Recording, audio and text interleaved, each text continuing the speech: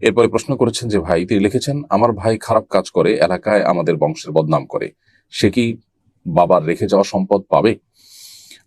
কেউ যদি এলাকাতে খারাপ কাজ করে, মন্দ কাজে লিপ্ত থাকে, তাহলে সেক্ষেত্রে সে এর জন্য আল্লাহর কাছে দায়ী থাকবে, তার জন্য আলাদা আল্লাহর কাছে জবাবদিহিতা আছে।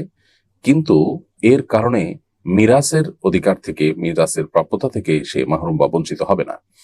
আপনার ভাই যতক্ষণ সে ইসলামের গণ্ডিতে আছে, মুসলমান যতক্ষণ আছে, ততক্ষণ পর্যন্ত বাবা এবং মায়ের বা অন্য যে কোনো ওয়ারিশের, যে অন্য যে কোনো আপনার রক্ত সম্পর্কে আত্মীয়ের ওয়ারিশ হিসাবে মিরাসের যে সম্পদ সেটার তিনি ভাগ পাবেন।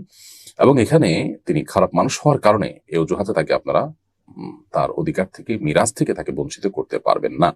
হ্যাঁ, জীবদ্দশায় কোনো ব্যক্তি যখন কোনো কিছু দান করবেন বা গিফট করবেন সন্তানদের মধ্যে, তখন একজন খারাপ সেই হিসাবে তাকে যদি বঞ্চিত করে অথবা কম দেয়, তাকে শাস্তি স্বরূপ, তাকে সতর্ক হওয়ার জন্য, সেটা জায়েজ আছে।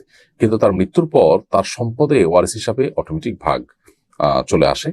অতএব আপনার ভাই আপনার বাবার সম্পদে তার যে প্রাপ্য অধিকার সেটা আপনাকে পরিপূর্ণ দিতে হবে, তার উপকর্মের জন্য দায়ী তিনি হবেন।